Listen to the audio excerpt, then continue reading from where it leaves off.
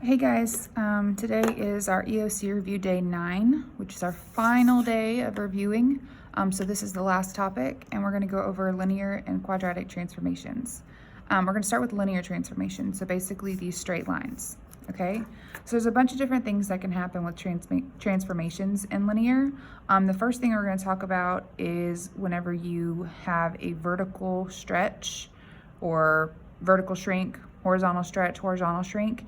Basically, you're taking this line and you're making it either steeper or less steep.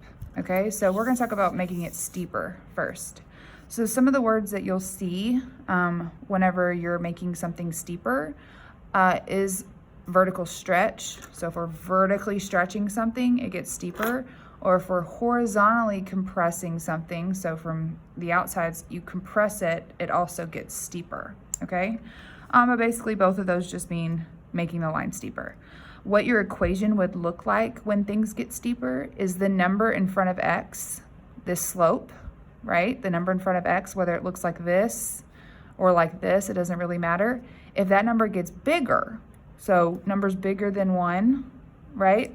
The line gets steeper and steeper. Okay, so that's a vertical stretch or a horizontal compression. Both of those mean the same thing. And in conclusion, the slope of the graph will become more steep. So if you look at the graph, here's our original, and you see how this one's steeper. It's sitting up a little bit more, okay? And that all happens when you increase the number in front of x. Now, vertical compression and horizontal stretch, so just the opposite of what we just said, that makes the line less steep. So if you look at the graphs here we have the original, and then it became this. See how it kind of laid down a little bit more? That became less steep. So again, that's called vertical compress or horizontal stretch. Both of those just mean that the slope becomes less steep, all right? Your equations will have smaller numbers in front of x. So the smaller the number, the less steep the graph gets. Okay, so here's an example of either a third in front of x. Okay, that's gonna make it lay down a little bit more. Okay, the next one has a little bit to do with the slope as well. Whenever we reflect a graph, okay? So it can either look like this is a vertical reflection, whenever the negative is out in front of f of x, or if it's just in front of the x, basically. The best way to think of this is if your slope changes signs from negative to positive or positive to negative, that's going to make the graph flip over, okay? And we can call it reflecting over the y-axis or over the x-axis. They mean the same thing, okay? It just makes the slope of the graph means it changes from negative to positive or positive to negative, okay? And you see that whenever the sign of the slope changes, okay? All right, the next type of vertical transformation are translations. Whenever you're taking the graph and you're sliding it either to the left or right or up or down, okay? So when you have a vertical shift up, that's the same thing as horizontally shifting it to the left, okay? And I'll show you why. So when you vertically shift up, you horizontally shift left, okay? So look at this graph. See how it starts right here in the middle, right? And if you look at this one, it's no longer starting in the middle. Look at the y-axis. See how it went up here? We vertically shifted our y-intercept up, but then our x-axis, our x-intercept, that went to the left. Okay, so it originally was here, and now you've got two new intercepts, vertically shifting up or horizontally shifting left. All of that happens at the same time, okay? And so what your equation will look like is, if you look at the end of your equation, right here, see how we're adding numbers to x? So when we add numbers to x, we're taking it up or to the left, okay? So the y-intercept will shift up, and the x-intercept will shift left. All right? So then just the opposite happens whenever we take our middle point here and we slide it down. So when we vertically shift down, you horizontally shift right. Okay, so here's our middle point. And if you look here, it was originally here. See how I went down? My y-intercept went down, but my x-intercept went to the right. And again, this all happens at the same time, okay? And that happens by looking at the equation. See how now we're subtracting on the end? Okay, so when you see subtracting on the end, that's the direction that you're moving. Your y-intercept will shift down, and your x-intercept will shift right. Okay, so those are all the transformations that can happen with linear, these straight lines. So now let's take a look at quadratic transformations, okay? Now, quadratic transformations, if you remember, are those like U-shaped graphs, basically. And there's a couple different things that can happen with these.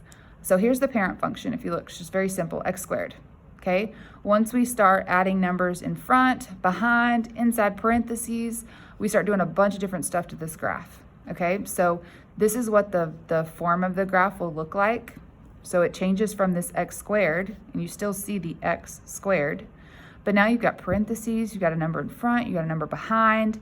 All of these have a different job. So let's first start talking about what these jobs are. So let's talk about A. A here in front. So if you see something pop up in the front right here, that is responsible for two things. Reflections. If it goes from positive to negative or negative to positive, you know that the graph went from like a U shape and then now it's flipped down to like a mountain shape, okay? Also, if the number changes, so if it started at nothing, just 1, and if it gets bigger or smaller, that will make the graph really, really narrow or really, really wide, okay?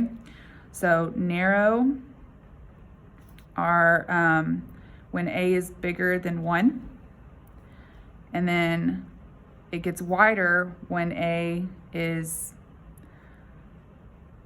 between 0 and 1. So small numbers like fractions and decimals that are less than 1, okay? That all has to do with the A. Now the H, inside the parentheses, this will tell you if the graph is going to slide to the left or to the right. So left or right. If you see x plus some number, that means you are shifting to the left. If you see x minus some number, that means the graph is shifting to the right, okay? And the last one, the K, that the only direction we haven't moved yet is up or down, okay? And that's what K is responsible for, up or down. If you see plus K, that goes up. Minus K means you're moving down, okay? So we're gonna try a couple of these examples. We're always gonna compare it back to y equals x squared. So if we look here, we wanna pick out what the A, the H, and the K are, and then just tell what happened depending on those numbers. So I always like to start at the beginning. It looks like I have a 2 in A's spot right there, okay? So remember, A can either be for reflections or making something narrow or wider. So see how the A turned into a 2? Well, 2 is bigger than 1, which makes the graph narrow. So that's what that 2 did to the graph. Now let's move on to the H inside here. It says x minus 1, okay? Remember, our H tells us if we go left or right. Well, since it said x minus 1, x plus means we move to the left, but x minus means we move to the right. So I know that I move to the right 1 unit. Okay, and the last one on the end here, this is the K, right? It says plus 4. K moves us up or down. Plus K, see it's plus 4. That means we moved up 4. Okay, so once you've named all 3 pieces, then that's your answer. So let's try another one, number 2 here. We have negative 0.5, x plus 3 squared minus 6. So start at the beginning. The first thing I notice on this one is this negative. Think of this negative separate from the 0.5. So the negative itself, that's part of the A. The negative means that the graph reflected. So that's the first thing I'm going to list. There's a reflection. Okay, then I'm looking at the actual number 0.5. 0.5, that's not bigger than 1, that's less than 1, right? So I know my graph is actually going to get wider on this one. Okay, so that was the A. Let's move on inside the parentheses here. This is the H. It says x plus 3. For H, when it says x plus, we're moving it to the left. So left 3. And then the end number down here, that's the K, minus 6. Your K is going either up or down. Since it said minus K, that's going down 6. Okay, so you can read it straight from the equation what's happening with this graph. Okay, so if you flip to the back page, there's a couple more examples here. Take a second, pause the video, and I want you to try these, and then check your answers with the solutions page online in Schoology. I just want to talk about these graphs down here real quick too, because other than the equations, you can also kind of tell what transformation is happening in graphs too if you look real closely. So it just wants us to name the quadratic transformation that occurs in each graph. So let's look at this one. Think of the solid graph as the original, and the dashed graph, the dotted graph, that's your new one. So if it started this wide, and now it's on the inside of that, so it kind of like, it stayed the same, but it just squeezed in, my graph got more narrow here. Okay, so the transformation that happens here would be narrow. Look at this one. Here's my original one, the solid one, but now this one got wider, so it opens up a little bit more. That's what wider graphs will look like. All right, this one, this third one, here's our original, and it looks like the same exact graph, just flipped over. So that, when that happens, when you flip it over the x-axis like that, we call that a reflection. Okay, let's look at the fourth graph. Here's my original.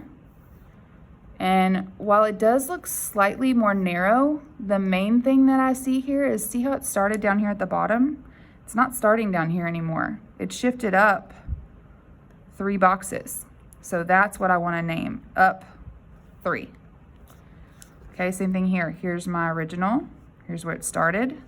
And it looks wider, but that only happens because you can see more of the graph. It just shifted 1, 2, 3, 4, 5, 6 units down. So down 6. Okay, and this one, here we have a graph. It starts over here. Looks like the same exact graph. It just went to the left there. Let's see, 1, 2, 3, 4, 5 units. So left 5. And then this last one, here it started here. This one's shifted to the right, 1, 2, 3.